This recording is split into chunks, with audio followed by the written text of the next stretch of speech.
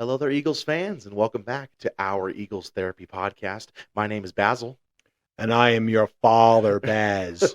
We are recording Thursday, September 28th, 2023, right after the Detroit Lions beat the Packers 34-20 earlier tonight in such a nail-biter of a game. We're recording a little bit later than we're used to, recording about 11 o'clock at night right now.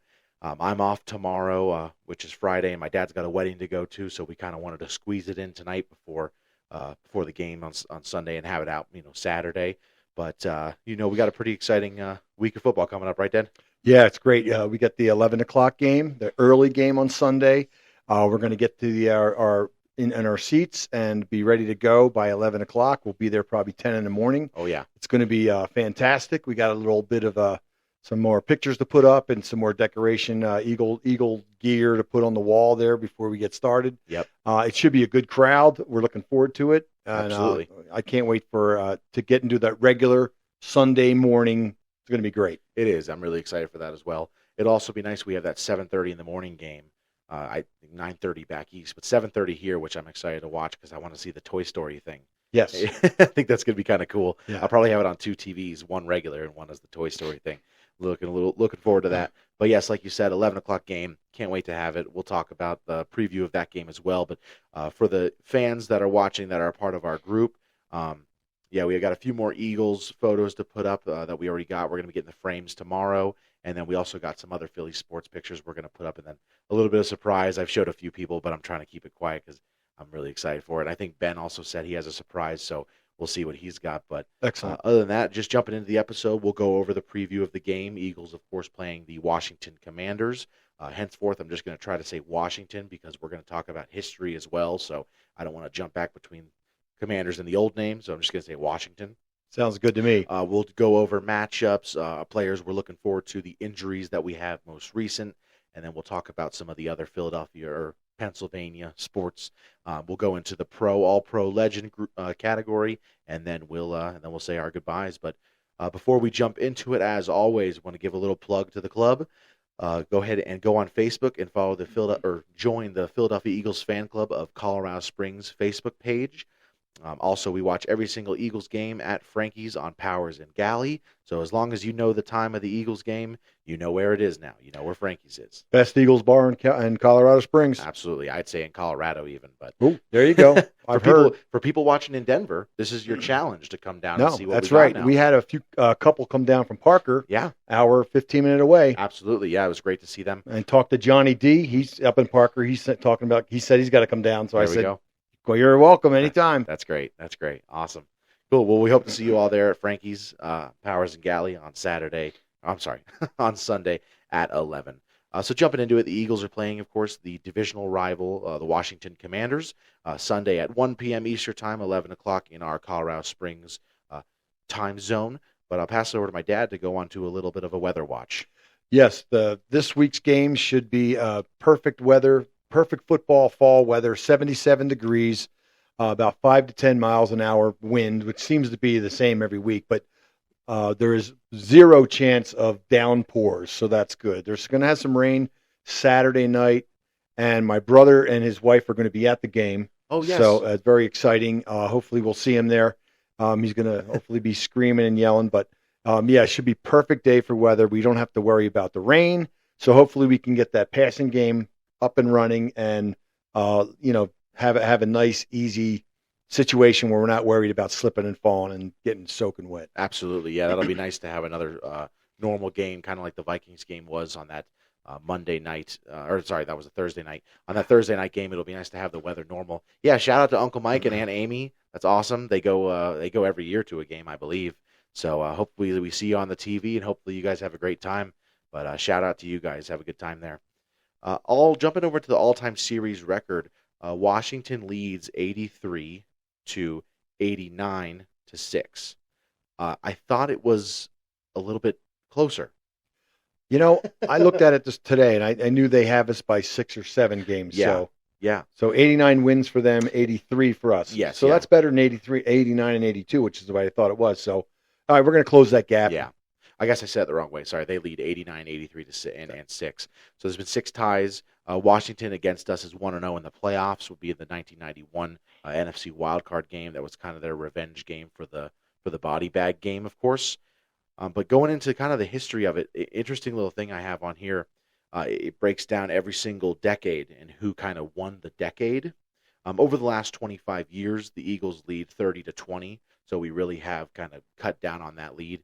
But jumping back, going all the way to the 1930s, the Washington, they won the 1930s. We won the 40s. We won the 50s, and then we tied the 60s. We each won 9 games, and then we had 2 ties. Interesting. They won the 70s and 80s, no surprise there. And then we have won the 90s, 2000s, the 2010s, and then right now the 2020 is a tie. They swept us in 2020, we swept them in 2021, and then we split last year, of course, in that infamous Monday night game in Week 9, or was it Week 10? Whatever it was. It was to push us to 8-1. Yes, to make us lose our first game. So not too happy about that one. So I think we're going to be looking to get some revenge, because last year that was one of those games where, I mean, one of 2 or 3 games where the offense just could not get going. Couldn't catch a break, really. Quez with the fumble. Goddard got hurt that game. Then a horrible roughing the passer call on BG at the very end of the game. Yeah. Now, again, we were behind. It was just one of those games. But yeah, the catch, and then the catch that Quez made. Yes. And then I won't admit it, but I was screaming, "Get up and run." And he got up and ran and got hit and fumbled it. So then I said, "Why'd he get up and run?" Classic, I was by myself in a hotel room out there in Grand Junction, Colorado, on a work trip. So I kind of missed the whole gear and the fan club. Of course, last year they had to go to a different place because Frankie's wasn't open Monday nights. Correct, yeah. But they're open this year. So yeah. Yeah, last year, it was a Monday night game. I also couldn't go to the club, and I remember Ben was messaging me going, "Hey, where you at? Where are you at? If they lose, I'm blaming you." Yeah. And so I was blamed. Yeah, that was a really rough game. Tough. Hopefully this is kind of the revenge game for Hurts, because I know that was kind of one of his not as great games of his career, and you know how he is with his chip on his shoulder, so hopefully this is the game they collect. So that was also the game that Wentz started the first game, and we sacked the crap out of him. Correct. And then that second was last game, week. Yeah, it was last season. Yep. Taylor Heineke, not Heineke. Sam Howell. No, not yet. Yeah. And we didn't get a lot of sacks in that second game. I know we scored early on interception or fumble. I know Sweat early. had a sack fumble at one point when they were in there like the 20. So right away we were in the red zone, but I can't remember if we scored a touchdown or not, because I was at Olive Garden with my family, with my in-laws, watching the game on my phone. That's right. But anyway, hopefully we can pull a few more games from those guys this year. Surprised 1-0 in the playoffs. We've only played them once. I couldn't believe it. I do remember the game, 1990. It was Buddy Ryan. We lost 21-6, maybe. Let's see. And I know at one point we had a fumble recovery and ran it back about 70 yards, and it didn't count. Yeah. So great job. It was 20-6. Great job. 20-6. Right on. Yeah. Yeah. Actually, speaking of, since you're talking about a little bit of the history and remembering some games, I'm going to throw this one out to you, not on script. Sure. Do you have a favorite, or maybe a top 2 or 3, favorite Eagles versus Washington moments or memories? Oh yeah, that you can remember? No doubt. The 1987, I think it's 87. When Randall got his new contract, we were losing 21-0, and they had the big running back, Burns, Byers. Forget his last name. Okay. He scored a couple huge runs early. We were down 21-0. We ended up winning 42-37. And it's one of those games, if you rewatch it, even today, you'll be watching that replay and you'll be saying to yourself probably 10 times, how did we win this game? Yeah. Because no matter what, I think we even missed a field goal late. Zenday was our kicker. It was just incredible. I probably watched the game 100 times, but I had to leave and go to a company picnic that day. We were down 21-0. I was recording it on VHS tape, like I used to always do back in those days. Yeah. And I was at this company picnic, a wife company picnic, having fun. And somebody came up to me knowing that I was an Eagles fan and said, "Oh my God, you're not going to believe it." I'm like, "What are you talking about? There's no, 21-0. We were getting smattered." Yeah. And we came back and it was an amazing game. Keith Jackson was huge in that game. Yep. Maybe a couple touchdowns, but yeah, great game. If you get to watch a replay, like we talk about the NFC Championship game 1980. Don't watch that one. Yeah. Watch that one. Watch that one. 87, yeah. right? 87. Yeah. Yeah, it was early in the season, too. Kelvin Bryant, is that the name? Yeah, he was Kelvin running Bryant? back for them. Yeah. He actually played for the USFL Stars, Oh, which okay. was the Philadelphia Of Stars. course. And Bryant went to the, but it was Biner. Biner was the Biner. running back. I don't see that name on Biner. here. Biner. Yeah, he was the running Yeah. back. Okay. Yeah, I don't see his name on here, but I might be. Maybe we're on the What's wrong his year, name? but I gotta look it yeah, up. for me, I have to. You go ahead. Yeah. For me, I have two distinctly that come to mind. Number one is the 2010 Monday Night Massacre. Oh yeah. When it was it in Washington? I'm sorry. Was it in Washington? No, that was in It was Philly. in Philly. So it was McNabb's first game back in Philly. Not the first game playing against us, but his first game back in Philly when he was on Washington. And I should have had the score ready. But when we absolutely destroyed him on Monday night, let me see, Monday night. Do you remember what the score was at all? I think we scored 59 in the first three quarters. Yeah. But I don't know. I don't remember the exact. Yeah, 59-28. Yeah, that was So we didn't finished. even score in the fourth quarter. No. 59-28, we destroyed it, routed them. It was great. Yes. The other thing is that year, 2010. Honestly, I could say that's the first year I became a fan of the Eagles. Not because I wasn't a fan of the Eagles before that, but because it was the first time I actually cared about football. Before that, I was still a kid. I was 11, 10, 11. I didn't want to watch football. I wanted to play football, or I wanted to play basketball, or I wanted to do stuff. I didn't watch football. So Right. that was the first year I can distinctly remember saying that I am an Eagles fan, and I was an Eagles fan. So I remember that game very well.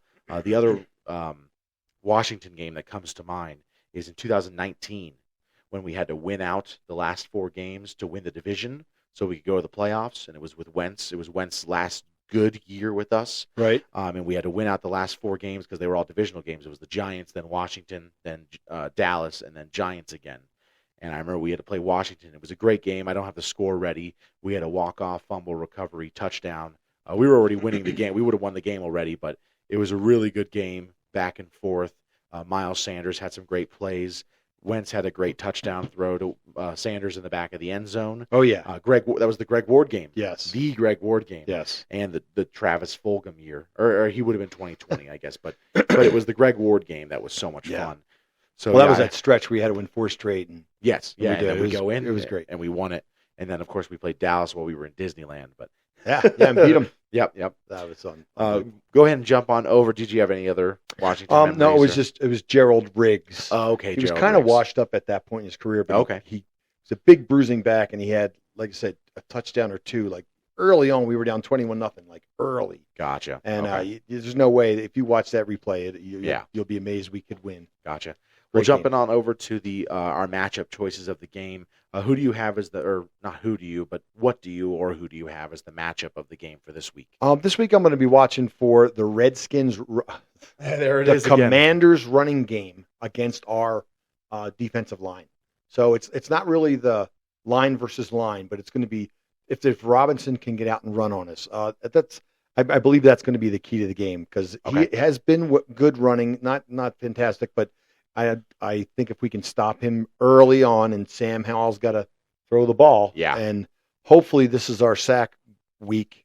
Agreed. I'm hoping because they've given up 19 sacks already on the season, which is right near the record, or I think the record's 20 after 3 games. Okay, they're right near it then. Yeah, so they have 19. They've given up 19 sacks already. They got blasted last week by the Buffalo Bills. So hopefully we can get in there. And I say this every week, I know, but we haven't really gotten the sacks yet this year. But do we care? Not really. They're going to come. That's right. Yeah, for me, I have the matchup of the pass rush versus the Washington offensive line, or the pass protection. I wanted to say Robinson, you were mentioning, he has 47 attempts, 216 yards on the year, which is a 4.6 average, 2 touchdowns, and 72 yards a game. So he is playing pretty darn well. Oh, yeah. Not amazing, like you said, not Pro Bowl, All-Pro caliber, but he is playing pretty darn well as far as 3 games into the season. Yeah, you already mentioned it, but last week Sam Howell was sacked 9 times. He's been sacked 19 times in the first 3 games. On the season, he's the most sacked quarterback kind of by far. Right. I know I shouldn't say by far because I think it's only 2 or 3 sacks, but that's kind of a lot in terms of that's a lot. In terms of 3 games. It's kind of a lot. The last week, all that pressure, it caused him to throw 4 interceptions. So we're really hoping to kind of do the same thing. I would love for Bradbury and Slay to get their hands on some extra interceptions. Pad those stats. When Pro Bowl voting comes up and All Pro voting and all that sort of stuff. And yeah, I'd love to see Reddick get started on this week. I know we kind of hoped for that last week. Well, last week was that was one. I mean, you're 3 for 3 for picking players so far this season. True. But I was pretty. I got my due diligence last week when early on we did get that interception from Blankenship, and one of the other people that was listening to one of our podcasts said, "You called it, Baz." Yeah. I said we need to get Baker. We need to get him on the run. Yeah. We need to pick him off early and often. We didn't get him often, but we got him early. Yeah. And that was pretty much a turning point in the game. For sure. We didn't pile up the points like we should have, but we definitely were in their side of the field. Yeah. And that interception was a big piece of it. And we had last week, I know we're talking about this week, but last week I had the game book up earlier. I should have kept it up. We had 38 minutes of possession. They had the other 21. Yes. So we had a 17-minute. I think it was 18 minutes actually, because it was 38 minutes and 55 seconds that we had. But so the stat that I heard that was outstanding was in the second half we had 23 minutes. They had 7, maybe 6. That's incredible. Well, the last drive last week, 9 minutes and 22 seconds. It was like the Lions tonight. Like I mentioned, the Lions got the ball back with like 13 minutes left, and they didn't punt the ball back or give the ball back to Green Bay until like 5 minutes left. And I was like, well, yeah, it's not even close. It's over. So you can't do anything. But we took it all the way from 9 minutes and 22 seconds. And one of the interesting things I'd heard was that, they had 2 timeouts left and never even used them. Yeah. So, I mean, that just shows you. And, again, we get back to Hurts and how he likes to get back and how one of the defensive coaches a couple of years ago when we were in the playoffs was saying he can't read defenses. And I know even though he had a stomach bug and he wasn't feeling that well, he felt a lot better after that game. For sure. He rubbed it in, took it out. So I think that leads us into our what Eagle we're most looking forward to this week. Jalen Hurts is kind of the obvious one for everyone, so we're kind of choosing some other ones. But who do you have as the Eagle you're most looking forward to play this week? I think I mentioned it, but I can't remember. Oh, here we go. Blankenship. Now, yeah. Amazing game last week. Great tackle and that 1 2-yard loss early on. And, even though he missed the guy on the sidelines there on that one dive, he played phenomenally, had a nice pick. Has been playing great. They're moving him around a little bit, but the way the DBs and him are working it out there, the way he picked that interception last week, he saw that thing coming from 10 feet away. Yeah. And he just took off for it and picked it off with ease. Yep. And like I said, it was the start of the downfall right there. A Baker who hadn't thrown a pick all season was kind of the darling of some of the announcers and things, going into that game because he hadn't had clean games, clean sheet, if you will, and he had not thrown a pick and they had not turned the ball over. So, that was a big part. So hopefully, Blankenship continues to do what he's doing, and the other two back there, Slay and Bradbury, can keep doing what they're doing. Yeah, and linebacker play is amazing, but he's going to be who I'm watching for. Yeah. Well, he was my MVP of last week, like we talked about in the last podcast. I thought he played phenomenal. I believe I saw that he's the 10th rated safety, according to PFF this season, which for a second-year undrafted safety is pretty freaking awesome. Who's only played 12 8 games? 12 career Something games, like I believe. Yeah. I believe it's around 12. Yeah. Because he came in pretty early last year. Because he did. Because CJ got hurt pretty early. But on to mine, as we mentioned before, I'm 3 for 3 on the players I picked. Who did I pick week 1? See, I can't even remember. Week 2, I had picked DeAndre Swift. Oh, you had Carter, I think. So I had Jalen Carter week 1, who played phenomenal. DeAndre Swift week 2. Last week I had AJ. All of them were kind of AJ Brown, right? Yeah. So you've been on. So I'm 3 of 3 right now. I'm hoping to go 4 of 4. So pick another offensive player, all right? Exactly. That's what I'm going to do. For the Eagle, I'm most looking forward to. I'm going with Mr. Dallas Philly Goddard, number 88. On the season right now, he only has 11 catches for 63 yards, which is insane. Because it just blows my mind. I've talked already before on here several times about how much I love him and how much of a matchup I think or a mismatch and an advantageous matchup that we have with him. And I think they really need to look to exploit them a little bit. Thank you. Yes, that's the word. Exploit the other team more using him. especially with the deep threat we have in Devontae and AJ, and now Zacchaeus, who's starting to kind of break open, and hopefully Quez. We'll talk about him being injured, but hopefully he's back. But it just gives more options for Goddard to get open. So this week I'm looking forward to Goddard. I'm hoping he can get up to 80 or 90 yards, maybe get a touchdown on his sheet, help me out in fantasy a little bit as well. But really, not just you. Everybody I know that's an Yeah. Eagles fan has been giving me a hard time about Goddard. it's true. Yeah, but Not Swift. No, you know. not at all. But I really hope to see Goddard play well, and I think he will. I think it's going to be good. But we'll go ahead and jump on to our injury report. The Eagles released the newest injury report today. Kind of weird, though, because the injury report today, they didn't practice today. So it's kind of like an estimation off of yesterday's and how they look today while they're in the facility. But they didn't really have a practice today. Did not participate. There are going to be 3 of them. We got Sidney Brown with a hamstring. It was a thigh before, so I'm assuming this one's just kind of moving around. And they're kind of just taking it easy with him. Justin Evans still having problems with the neck, and then Devontae Smith for illness. I'm hoping that's just a leftover from the bug, and that's gone by the time we reach game time. Let's hope. Let's hope. Next, we got limited participants. Fletcher Cox with a knee. With Fletcher, I always just assume. I know It's I rest. shouldn't, but I always just assume it's rest. He's getting up there in age. Do you know his exact age right now? 31, 32? I was going to say 33, but you're 32. Yeah, you're right. So I always just assume with him it's rest. Cam Jurgens looks like he's got a groin. I'm assuming it's just a small little groin pull that happened. Like I said, still limited participants. You saying Jurgens got a small groin? That's not very... Stop. He's got a small groin injury, all right? No, it's funny. He got hurt on that pancake block he made. Well, that was Dickerson. So, Oh, okay. yeah, okay. so Jurgens, I don't know what this is from. Yeah, that's Hopefully weird. it's just a small little tweak. Or and then he's okay. rest. Yeah, Yeah. I mean, that's what I always think Let's of. hope. Quez, still the hamstring thing. Hopefully he can beat that by the time the Man, game comes up. that's lingering. We need our deep threat. We got to have our deep threat, and he is. I mean, Devontae is up there, but he's our fastest guy for sure. Zacchaeus is pretty fast as well. They're all fast, but Quez is he's our fastest guy. Quez is like our wild card. I really expected more from him. Hopefully, it happens soon with that little breakout. I know the passing offense hasn't been what we expected so far. So hope we can attribute that to that, but we really need him to start playing and playing well. Full participants, Britton Covey, hamstring. I'm assuming that's just because of a lot of he played great, so they're probably just like, you know what, he ran a lot. He broke open some pretty good runs, so let's take it easy on him. Zach Cunningham of ribs, a little bit worrisome because I had not heard about this. I didn't see anything about this, so hopefully that's just a small thing. Him and Morrow together have been playing so well. We really don't want to break up anything. It's been good that they've been getting Christian Ellis involved in the defense as well, just in case, getting these guys rest and bringing them in and out.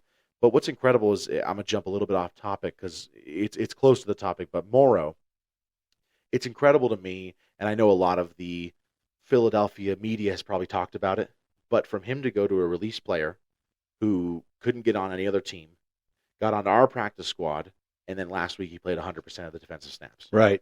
Yes. That's unbelievable. Yes. And he played him well. Well, not just that. The way he played, the safety play, one we talked about last week, the last pod on the play of the week. But he's played great. Cunningham's played great. As a matter of fact, on that same safety play we talked about, both of them shot the gap, and both of them were in the backfield in 2 seconds. So, but it is amazing that a player like that who basically was thrown on the trash heap, brought back, and not just brought back, but wearing a green dot and excelling. You know, absolutely. Maybe get him a defensive player of the week here. Yeah, that'd be really nice. Playing great. Yeah, get him 10 tackles and an interception for a touchdown. That'd be awesome. But just like I'm saying, him and Cunningham have been playing so well together.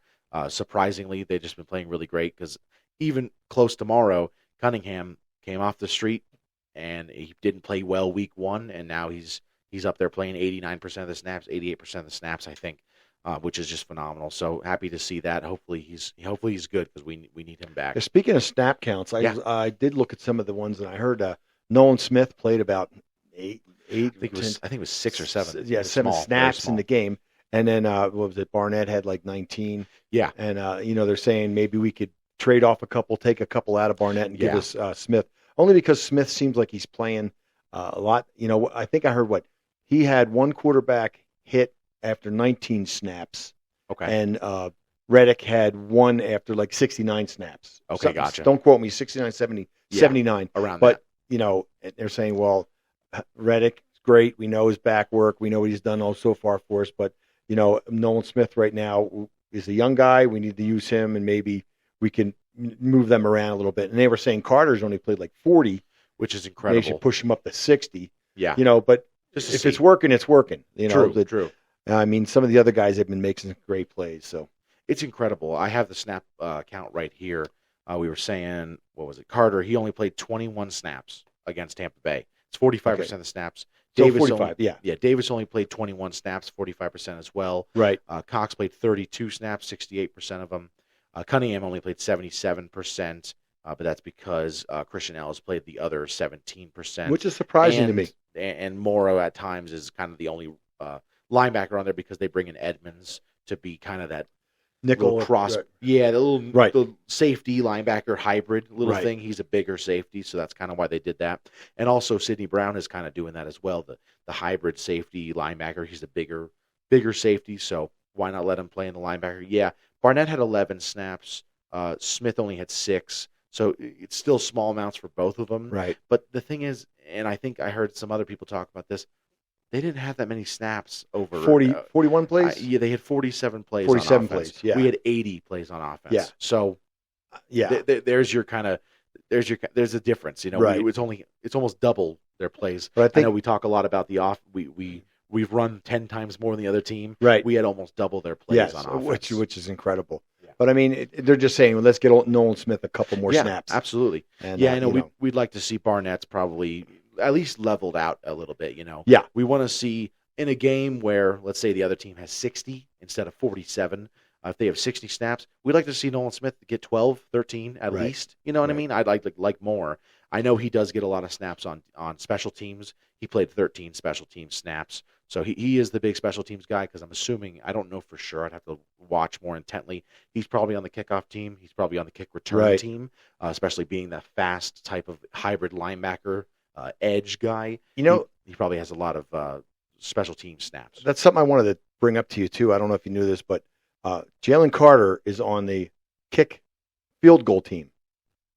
I saw him on the field as a blocker. tackle. Yeah. Like a blocker. And I was surprised to see that.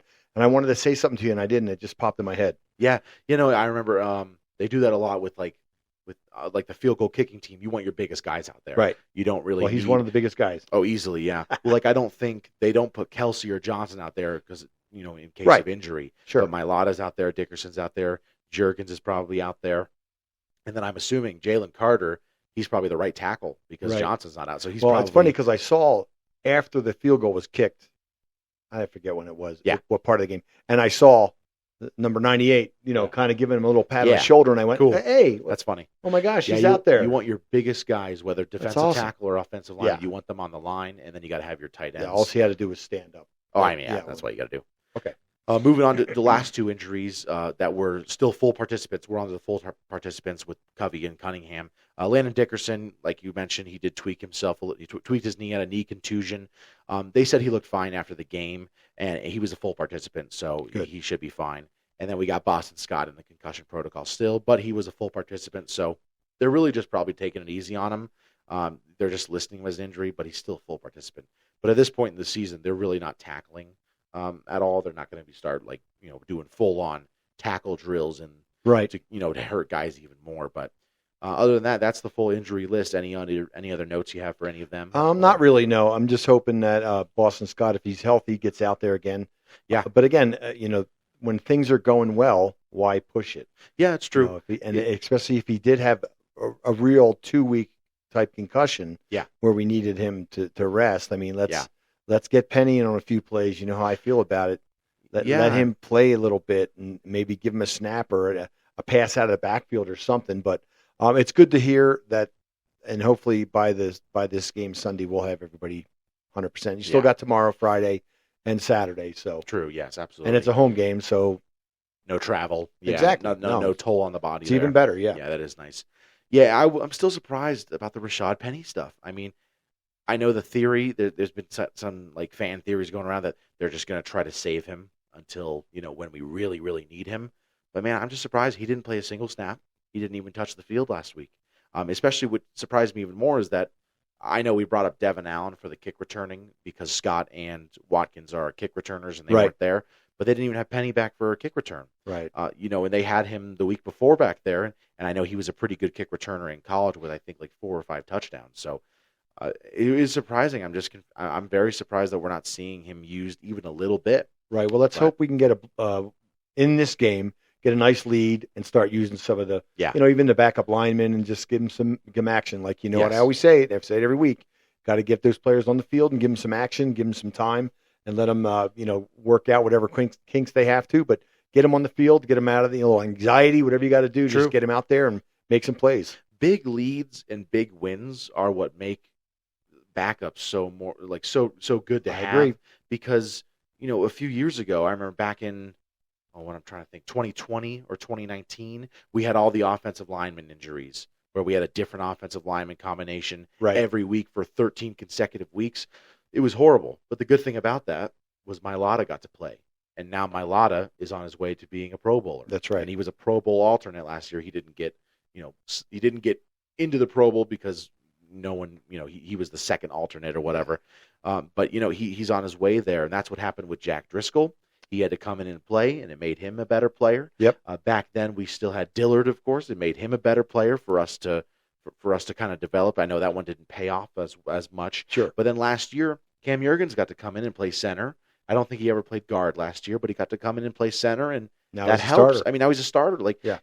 Big leads are it's a big part. And also, I always used to tell people, I'm like, it sucks. We've gone through so many injuries back in 2019, 2020, so many injuries. But then I was like, but the good thing is our backup offensive linemen, they're all great because last year everyone was injured too. Right. So Jack Driscoll, he's almost a starter caliber basically because he's had to play every single guard position and tackle position. And he had a good run there the one year.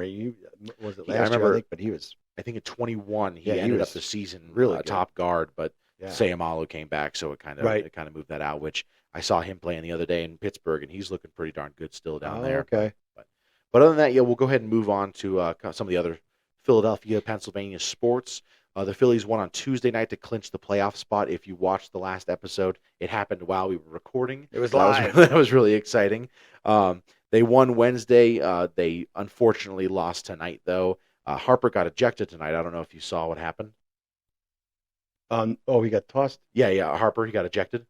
Yeah, I heard you say that. Yeah, okay, yeah. He got, it was bad again? On a check swing. I know, right? On a check swing, Angel Hernandez, of course, one of the worst umps in Major League Baseball, one of the most controversial umps in Major League Baseball. He was the third base line ump, and he did a check swing on him. He said he went, and Harper just lost his mind because he would have been walked. It was a full count, but they struck him out. And we had a guy on base, so it was a pretty big deal. And Harper, he lost his mind, and they showed the replay, and it was bad. And the announcers they were just like, "Oh, that's just horrible." So he did check. It was, he didn't even go close to going forward. And the big thing was, he got interviewed afterwards. Harper got interviewed, and he's just like, again, Angel Hernandez, like this guy, it's him again in the middle of another problem, and then he's just like, I'm gonna get fined because I was right. Like and Angel was like, oh, you got to watch the replay. You'll find out you're wrong. And the interviewers asked him, they're like, oh, did you watch it? And he's like, I don't have to watch it. I know I was right. And he's just kind of mad because he's like, I get ejected for being right. Right. And I get fined now for being right.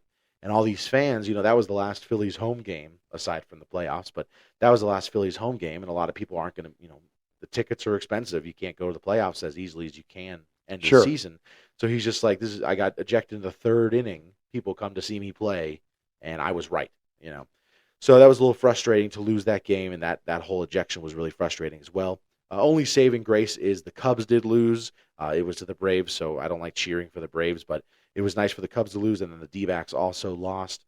So that just kind of pads us a little bit, and we're pretty much, I don't know if it's officially clinched, but I think it has to be. We're 5 games ahead, and there's only 3 games left. Right. So yeah, it'd have to be a colossal meltdown. But so we're pretty set in that first seed of the wild card. We should be all good there. But other than that, the Union they drew again on Wednesday against FC Dallas, which was unfortunate. I always like to see them win. I know they went up 1-0 about the 38th minute, but then they let up a goal about 10 minutes later. Yeah, There's 3 draws in a row, so it's 3 points. But you need those wins. We Yeah. really have to have these wins. We need these points right They need now. to push it a little bit. Yeah, we need these points because we want home field advantage. Right. Philadelphia Union, they have a following that a lot of people don't know about. They have a really big following, and that home field advantage is big time in soccer, in football. In football, But- yes. But Penn State, you know what time they play? I think they play at 10 o'clock, which is unfortunate because I'll be at work on Saturday. Mm. They play against Northwestern, so it's not too much of a Yeah. matchup to have to watch. Right. I don't think Northwestern's going to be really that good. But other than that, any other Philly sports stuff you got? Not really. I watched the No. game, the Union game the other night, Yeah. and it was a good game. They looked a little flat, but I mean, it's sometimes you just don't have all the enthusiasm I get you you. need. But It's true. It's true. they did go up 1-0, and then They were playing in gave up. Dallas, right? Or were they in Philly? No, they're in Philly. That's upsetting. I know, That's upsetting. but I when wish do we they, could- when I do wish they we play could- next? Oh, they would play on Saturday the 30th. Yeah, they Okay, play so Saturday they're at away 5:30. at Columbus. Oh yeah, they're in Columbus. Yeah, Okay, which I think is a team they destroyed at the beginning of the season. I think in the first game of the season they beat them 4-1.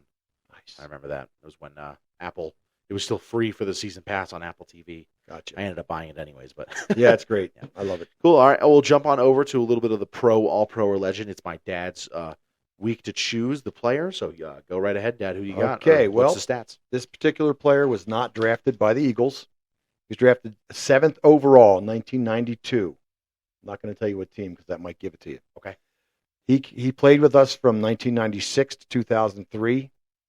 Five-time Pro Bowler from 99 to 2003. So we had him from 96 to 2003.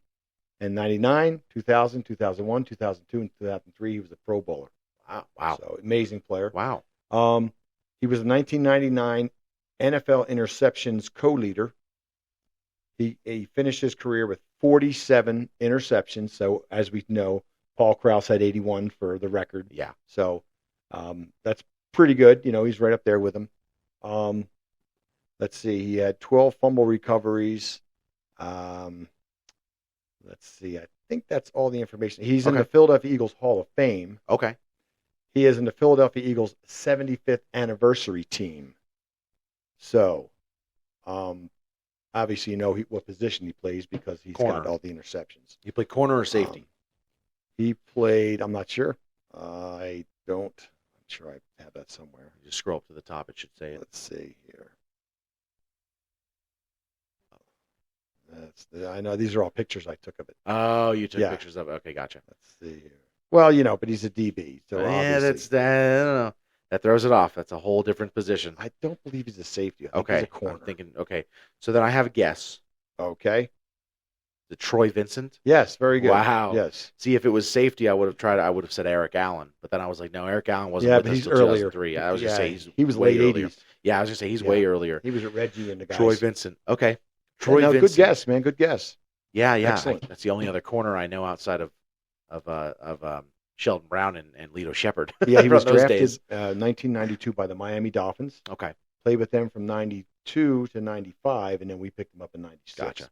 It also makes sense because I believe in 2003 would have been our last season with him. That's when we drafted his replacements. We Right, drafted Lito right. and Sheldon to But he to replace continued him. playing. He played for another 2 years, I think. Yeah, who did he go to He went to afterwards? the Washington, Boo. one of them, and I have a picture of it here somewhere. Let's see. He also played for the Buffalo Bills, Oh, okay, 2004 gotcha. 2006. Oh, yeah, so he But played I with- think by then he was Yeah. kind of on the downside of his career. for But sure. he definitely was a great player for us. Okay, so to answer the question of So is he a pro, all All-Pro, pro, legend? or legend? I'm going legend. Okay. I'm going legend. He's in the Eagles Hall of Fame. And he's a 75th And he's a annual 75th annual. Yeah, as far as anniversary team. as an NFL, if it were an It's true. NFL question, no. But as an Eagle, I would say he's I absolutely a don't legend. believe he's a Hall of Famer, though. No, I wouldn't assume. No, he's not. But I mean, he's not. I don't think he won any rings either, no. No, definitely not. I'm looking So- on here. And, that's the thing. I mean, I guess, although it shouldn't be the tell-all, he definitely was a great player for about 10 years. so. Yeah. I also like that he was born in New Jersey and he went to Fairless Hills.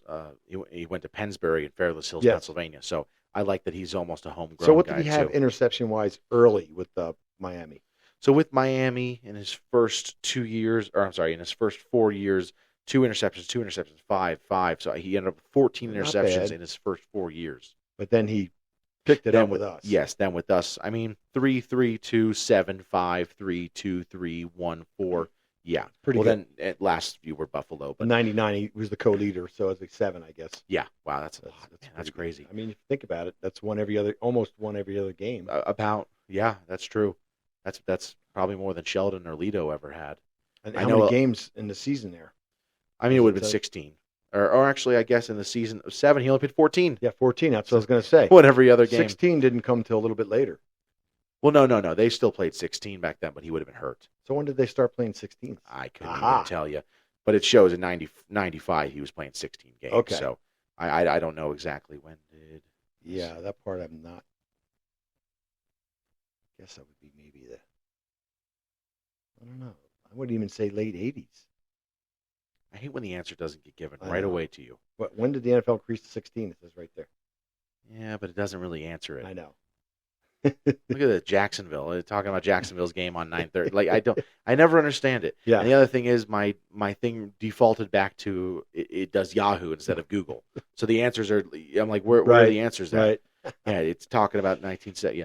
So Dallas, legend. That's good. but I would say legend. All Yeah. right. Do you agree or? I think so too. Okay, gotcha. I mean, if especially the years that he played for us, he was top of his game. Absolutely. 5-time Yeah. Pro Bowler. I mean, that's huge. amazing. And a first team All Pro. I think I saw first team Yeah. All Pro and a second team All Pro. Yeah. So and an interceptions. And we know yeah. that's really the tell-all, the All-Pro. But the All Pro means more than the know. Pro Bowl for sure.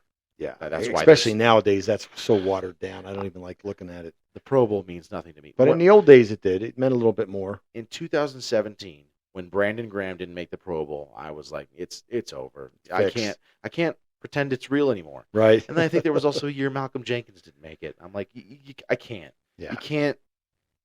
You can't. I just can't do it. It is a popularity contest. That's why all You pros. can't give me water and tell me it's lemonade. Yeah. All right. But other than that, you have anything else to say about the game coming up or any other? No, I don't. Any other news? I think we are 8.5-point favorites. If for those betting, I'm not a bettor. I'm not a bettor either. I don't even understand what it means sometimes. Yeah. People will talk about the money line, and I'm like, oh, I don't even know what that means. But now I know a bunch of people on Sunday are going to come up to me and, oh, the money line means this. Well, I mean, don't know. yeah, it's you bet so much to win so much. If the Eagles are an 8.5-point favorite, you got to put more money on them to win less money back. So, all right. good luck. All right. Well, other than that, I just want to say, please wager responsibly. I just want to give a shout out to Christina Danovich, my cousin. She is getting married tomorrow. My dad's going to be going to the wedding. Getting married in Denver. Is it in Denver? Or it's outside? in Denver. Yeah, in Denver. Shout out to the whole Danovich family. Congratulations on another happy wedding in the family. Hope to see you all soon. I might be seeing you on Saturday for the family reunion. I'm not barbecue. Too sure. Yeah, the barbecue thing. But I hope to see you all soon and hope you have a great day tomorrow. If you see this before, you're going to be busy anyway. So, but all love to you guys and congratulations again. Other than that, we'll go ahead and just say our goodbyes. You can follow us on Facebook, Instagram, Twitter. You can watch us on YouTube or listen wherever you get your podcasts, of course. Email us your questions at oureaglestherapy@gmail.com, or you can comment questions or topics below or anything you want to say to us. But other than that, that's it. Make sure you hit the like button. Oh, yeah. Like and comment. And subscribe. We're up to 30 subscribers, so we're pretty excited about that. Yeah, absolutely. Yeah. So, but we'll see you all at Frankie's on Sunday. Other than that, from us at Our Eagles Therapy Podcast, I'm Basil. And I'm Baz. Go Birds. Fly, Eagles, fly.